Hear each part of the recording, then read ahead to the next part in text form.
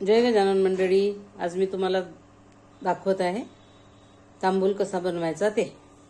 तर त्याच्यासाठी आधी साहित्य काय काय पाहिजे ते बघूया.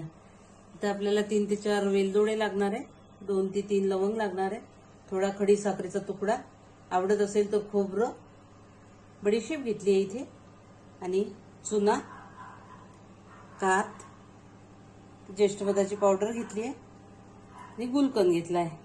हा गुलकंद मी घरीच बनवलेला आहे. या गुलकंदाची रेसिपी आपल्या चॅनलवर दिलेली आहे, तुम्ही जाऊन बघू शकता.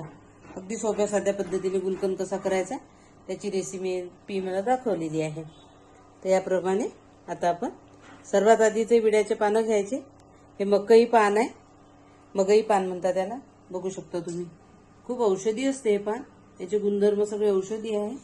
आणि धुवून घेतले ते, स्वच्छ पुसून घेतले. आता आपण बघूया तांबूल कसा बनवायचा ते. बरेच जण यात तीळ पण घालतात. तुम्हाला तीळ आवडत असेल तर तीळ घाला तुम्ही. ते रंगी शोप येते ती पण घालतात. पण मेन आता इतके पदार्थ पाहिजे त्याच्यात. चुना, कात घेतलाय. चला तर मग आता पण या पानाचे तुकडे करून घेऊया. तुम्ही जर नैवेद्याला करत असाल तर तुकडे हातानेच करा, कारण की कात्रीने वगैरे केलेले तांबूल देवीला नाही चालत. तुम्ही हाताने तुकडे करून घ्यायचे, आणि मग घरी खायला करत असाल तर मग तुम्ही चालते कात्रीने केलेले. चला तर मग आता आपण पानाचे तुकडे करून घेऊया. पानाचे तुकडे करून घेतले आहेत आपण. आता बघू शकता तुम्ही, हातानेच केले मी. असे बारीक बारीक पानाचे तुकडे करून घेऊ. आता बाकीचं साहित्य टाकून त्याचा तांबूल बनवूया.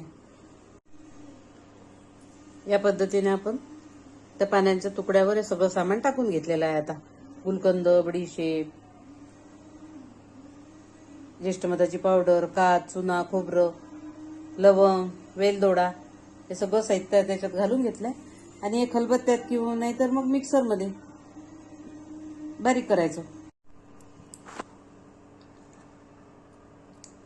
असा आपला तांबूल आता तयार झालेला आहे. बघू शकता तुम्ही, किती छान दिसत आहे, ग्रीन ग्रीन. यात सगळे औषधीच जिन्नस आपण घातलेले आहेत. आयुर्वेदानुसार चुन्यामध्ये कॅल्शियम असते, आपले हाडं वगैरे दुखत असले त्याचा त्याला उपयोग होतो. वेलदोडा, लवंग, इलायची, सगळे औषधी पदार्थ घातलेले आहेत आपण याच्यात. अशा प्रकारे आता हा तांबूल आपला तयार झाला आहे. आवडला तर लाईक करा, कमेंट करा, सबस्क्राईब केलं नसेल तर सबस्क्राईब करा. बहुगुणी तांबूल करून बघा.